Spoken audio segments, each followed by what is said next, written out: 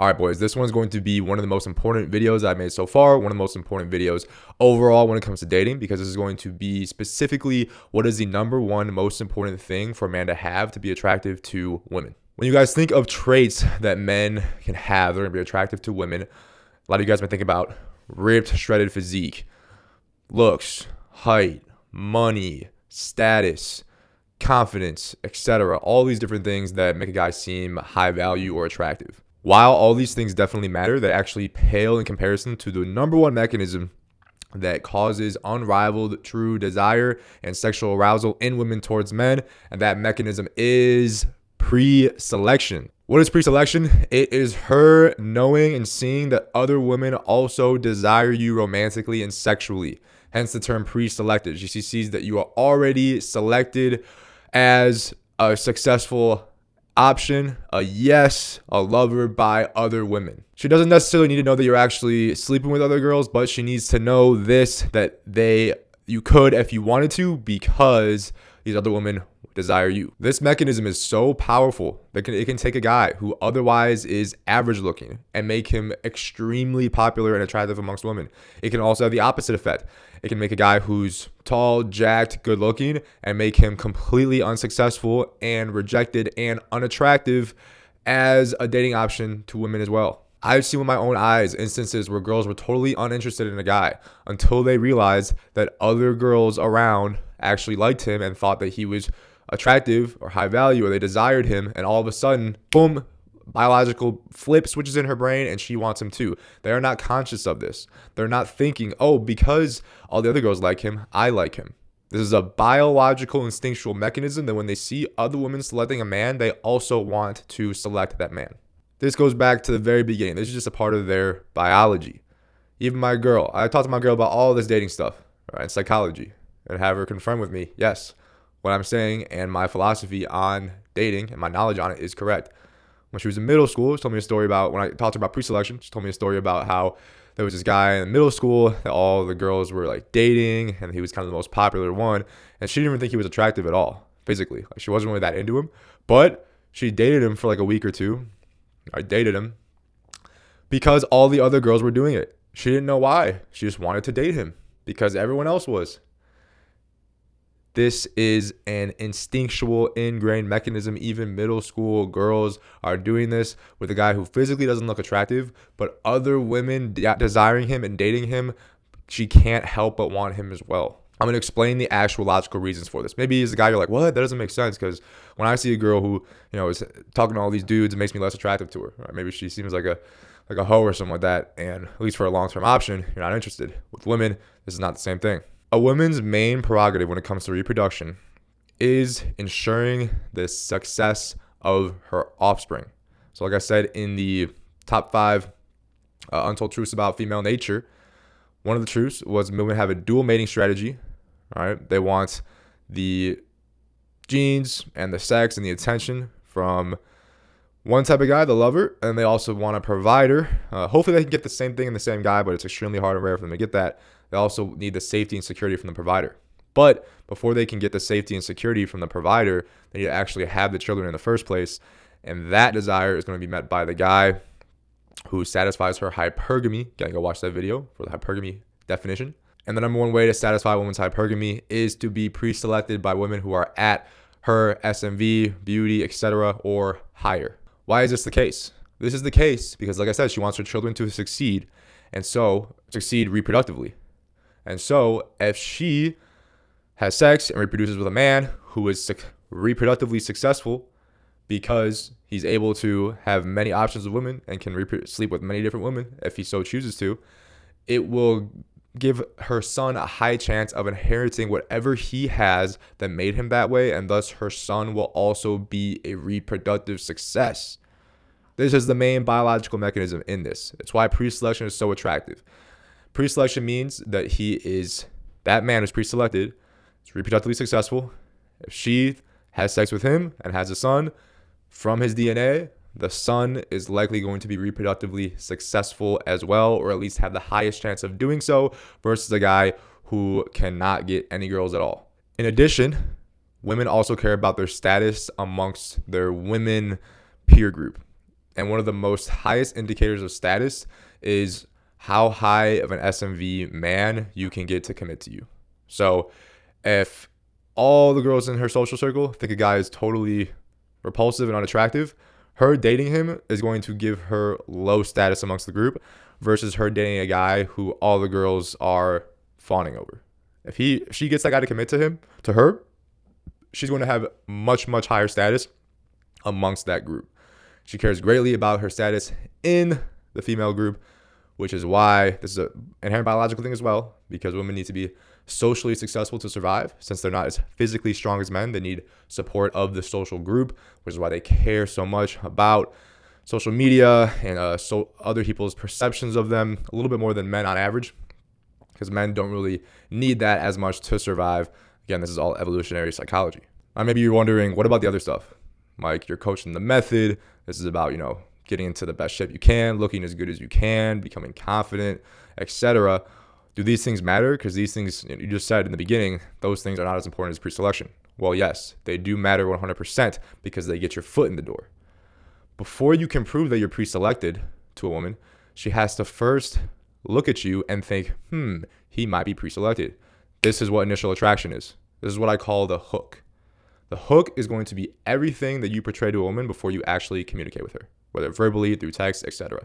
It's going to be things like how she views your looks, your physique, your status, your wealth. Well, wealth, not in terms of you, being a provider, but you don't need to have money to be pre-selected whatsoever, to be put into the lover box from women. In fact, a lot of times the money might be a hindrance to that. A lot of guys with money say they have a harder time just sleeping with women because women try to force them into the provider role due to their money. But money can indicate higher status amongst the group. And status itself is going to be attractive and an indicator of pre-selection. But that's not everything. There's a lot of guys that I've seen who were good looking, like physically, just purely physically, they're very good looking, but they were kind of shy or insecure and they didn't have any other options. And so when they would get with a girl, they'd be desperate, needy, and these things would turn them off. Same thing in reverse, where a guy is not that attractive. He physically, he's not repulsive. With your hook, you at least need to have her be just slightly interested. Like, he's all right. I'll talk to him. If she looks at you and she's like basically no, not whatsoever, zero chance, then you didn't even pass the hook, so you can't even prove pre-selection. Even if somehow you were, which I doubt you would be, you can't even prove that you are pre-selected. Now, after the hook is going to come your communication. This is when you go up to her, you talk first, introduce yourself, get her number, whatever, and then communication in the first few dates. What she's going to be doing during this time is testing your pre-selection. Again, this is a subconscious thing. She's not going to be logically thinking to herself, all right, time for me to test to see if other girls like this guy or if he has other options. But her brain is going to be subconsciously picking up on it naturally through the ways that you communicate. I call this phase the reel. All right, you had a hook. The girl thinks, dang, he's hot. His physique's good. He looks pretty confident. He's dressed well. He's like being pretty social. So you're at a bar, for example, and she's seeing you and she notices you. She bites on the hook. Next is going to be the reel. While you're reeling her in over this process of the initial dating process, where you're communicating, setting up dates, first few dates, etc., she can, for any reason, take her mouth off that bait on that hook, or she can choose to stay on it. The way you keep her on it is you show signs of that you are pre-selected. If you show signs that you're not pre-selected, that you're desperate and that you're needy, she will say, ew, this bait tastes gross. It kind of looked good when I first looked at it, but now that I'm having a little bit of a taste, it's disgusting. I'm going to get off this and go somewhere else. If the bait tastes sweet and it tastes just how it looked when she first noticed you, she will stay on that reel all the way till she gets to what I call the lock. Now, like I said, all you need is to have a hook that at least has her slightly interested. She doesn't need to think that you're the most attractive guy ever, or that you're a supermodel or anything like that. She just needs to have like some slight interest in talking to you. If you can get her to this point through your communication, you can demonstrate abundance and pre-selection, which is going to cause primal true desire. This is so powerful, guys. I had one of my clients, there was this girl that he met, didn't have that much interest in him, but through our communication, he got to the point where, and the funny thing is that actually my girl is friends with this girl and I'm friends with him. So we got to see both sides of the picture during this process. She wasn't that into him in the beginning. And then through me coaching him how to demonstrate abundance through his communication, that he has other options, subvertly, You can't just say, oh, I'm dating other girls. That's not going to work whatsoever. That's going to turn her off. You have to do these things subtly, right? Like you're not trying to. It's effortless. I have effortless abundance. The reason I have effortless abundance is because I'm pre-selected and I have so many other options that I don't really care. So through portraying this vibe, it got her to the point from not that much attraction to extremely high attraction, to the point where she was driving like across the state to come and hook up with him. Now that gets to the point where of the lock, like I just said, the lock is going to be the actual act of sex itself. And what you need to do is completely satisfy her, fully blow her mind, even better than any other pre-selected options that she has. And if you do, and you're her best in this area, she will be hooked on you. At that point, she's locked in. More specifics on that in a different video. But now you guys may be wondering, what do I do if I'm not pre-selected? So guys who grow up unsuccessful with women, they don't have a good hook naturally. You weren't attractive enough for get to have women be initially interested in you in high school, college, throughout your youth, etc. You got to go through a transformation, self-improvement journey, working on your physique, working on your status, working on your confidence, etc. Working on your aura, doing the method. Eventually you get to the point where women are going to start to notice you. However, along this stage, you're not going to be pre-selected yet. You're going to still be in a state of scarcity. All right, scarcity is the opposite of abundance. Abundance means I have an abundance of options. I'm pre-selected. Scarcity means I have no options and I'm desperate for a girl. When I went through this phase, I had no interest from girls for a while. I was doing the method. Eventually, women started to notice me as the years went on. And I got choosing signals in the gym. First girl I approached, I was very nervous. I had put her up on a pedestal in my head. Oh, this is going to be my girl. And I hadn't approached a girl in years. So I got super nervous. I stuttered. I was flustered. My face got red. And this girl who had extremely high interest, she was giving me insane choosing signals. Like basically like through her eyes and her actions was like basically saying, please fuck me. And just from I looked so pre-selected to her because of the hook that I created. And then when she saw me, she realized, when she actually talked to me, she realized that, oh, actually this guy's desperate and needy and he has no options. It completely turned her off. I literally saw the attraction fade from her eyes. And I got her number and she gave me her number, but she didn't respond. She ghosted me. Brutal, boys. So just showing you, like, this is a period of time where I looked really good. Like, I looked confident. I was a fighter. I was jacked. I was shredded. And I was getting a lot of choosing signals. But because I was not pre-selected, I wasn't behaving and communicating in ways that I was communicating a sense of scarcity and neediness and desperation. She realized that I wasn't pre-selected. And if she realizes you're not pre-selected, none of those other things matter. So what you must do when you get to this point of transitioning from no options, no hook, so no initial interest, no even options to display abundance through communication with the girl. Now your hook is good. She's getting initial interest. What you need to do is logically communicate in ways that show abundance, even though you don't have any. Even though you're desperate for this girl, even if you're desperate for, female attention and validation and physical touch because you haven't had it in so long, you need to, your instinct is going to be needy and chase this girl and really, really try hard and care a lot about you getting with her. You need to logically act in ways that don't show that. Okay, what we need to do is we need to pursue by actively setting up in-person dates when we get her number, but basically acting like we don't really care if it happens. Now, how do we actually do this? It's going to be way too much for this video. I'm going to make many more videos in the future on how to actually communicate in ways that show this. I'll show literal examples.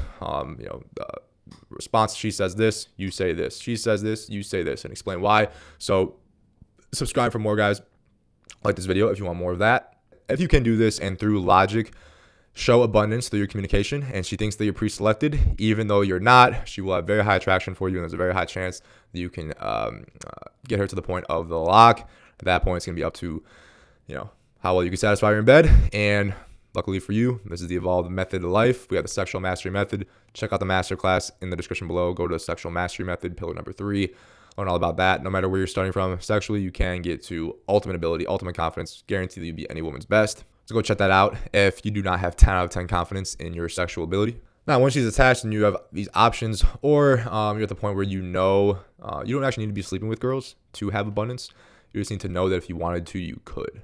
Okay, so that alone will give you abundance and will make you act pre-selected. If it's your own personal choice to not actually sleep with women, you don't need to actually have a roster of girls you're sleeping with to have abundance and pre-selection. You just need to truly know that you could if you wanted to. And once you get to that point of abundance, through logically showing abundance and seeing that these girls are interested in you and they do want to sleep with you, then it's going to be natural. At that point, you don't really have to logically act pre-selected because you're going to naturally act that way. So that's the goal, guys, is to do the method, upgrade your hook to the point where you get interest in, and understand female nature so you can know ways how to logically act pre-selected. I'm filming on a MacBook, so it's showing these emojis when I give thumbs up and stuff. That's going to be it for this one, guys. In the future, I'll be going much deeper on how to logically communicate that you have abundance and have pre-selection, even if you don't, through texting and stuff like that. But that's going to be it for this. Like I said, this one's just going to be about what pre-selection actually is. You guys need to understand what it is. Understand that it is by far the most important thing. Everything when it comes to the initial stages, even to when you're in a deep relationship, a woman still needs to know that you're pre-selected and the other women do desire you romantically and sexually in order for even your long-term girlfriend or wife to stay attracted to you. So it's an extremely important concept, guys. Please accept these truths I laid out to you in this video. And always subscribe for truth. Peace.